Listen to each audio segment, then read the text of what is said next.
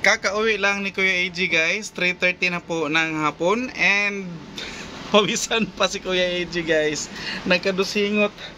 Nagkadusingot habo sa akong mga pinalit. Galing si Kuya AJ sa Uyanggurin, actually galing akong Turil. After ng Turil, may transaction ako doon, dumiritso na ako sa Uyanggurin and namili ako guys ng mga tuyo.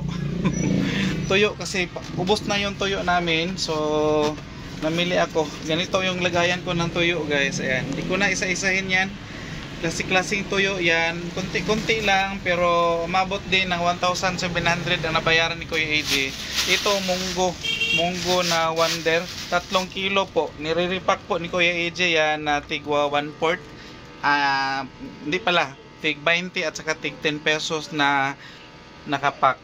And galing ako guys sa Uyanggurin, dumaan ako sa bilihan namin ng andyan pa yung bag ko. Bilihan ng itlog kasi nakapareserve ako ng 5 itlog. Eksakto na 5 talaga yung nakuha ko. Siguro maraming stocks. So dumaan din ako sa Yendi guys doon sa Uyanggurin. Nakabili ako ng dalawang klaseng gummy worm at saka gummy Coca-Cola. Gummy Cola. Kasi mabenta itong gummy Cola guys. Ito oh. May nagtanong pala sa akin kung magkano daw presyo ng gummy doon. Ayan po, ang tag 2.5 na gummy sa Yendi. Sa Yendi, ang Yendi guys, baka may magtanong na naman. Sa harap siya ng NCCC, yung dating Jollibee na building. Ginawa na siyang Yendi. Abintahan na mga klase-klaseng pagkain ng pambata, mga gummy, mga laruan at kung ano-ano pa. May pakulo sila doon ngayon guys. Meron silang tawag nito parang sa Halloween siya in connection nila. Nakakuha pa si Kuya AJ doon ng mga candy na nila pag giveaways.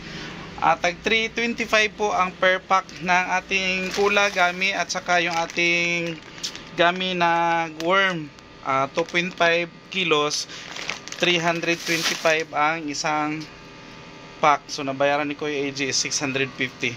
Pakunti-kunti lang itong pinamili ni Kuya AJ guys dahil kapos tayo sa budget. Actually hindi pa po oras pa mili ng mga ganyan pero paubos na kasi, so kailangan. Grabe ang pawis, init masyado. So umpisa na ng traffic sa daan kasi pahapon na. So peak hours na. So at least nakahabol ako sa yung hindi pa masyadong traffic. Saka doon sa Uyanggurin pala. Dumaan din pala ako sa bilihan namin ng bigas. Si bigas pala ngayon guys is good news dahil bumaba na siya konti. So medyo hindi na tayo mahirapan and marami na pong stocks. At saka namili ako konting asukal sa suki naming wholesaler, yung nakaripak na daan guys. May sukal kami dyan kaya lang dinagdagan ko kasi kalag-kalag. Alam ko maraming magluto ng biko, maraming magluto ng suman, at saka meron din ako nabiling asin. So 3 sakong bigas guys ang nabili ni Kuya AJ.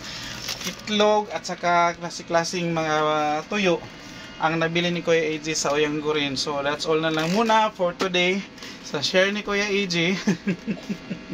Kutas and pawis dahil sobrang init. At saka gutom si Kuya AJ guys. Kakain muna ako. May nabili akong maruya. Asan yung maruya natin maruya na saging. Namili si Kuya AJ doon sa labas. Ayan po. Mainit-init pa ang ating maruya kasi pang ting merienda na. So magmerienda sa si Kuya AJ. Dili naman ako ubanon guys. Mga na lang tayo. Sabay na lang tayo magmerienda ninyo. And that's all na lang muna for today mga ka-guys. And mga kasari, alam nyo na siguro na nag-increase na si Tanduay at saka si Mighty, di ba?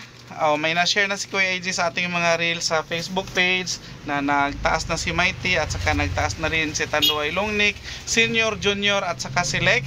May presyo na si Kuya AJ. Later ko na i-share sa inyo yung bintahan namin dito sa aming mga Tanduay products, especially yung Longnick, Senior at saka Junior and si Lek. Ayan po. So bye bye na talaga. Bye. God bless.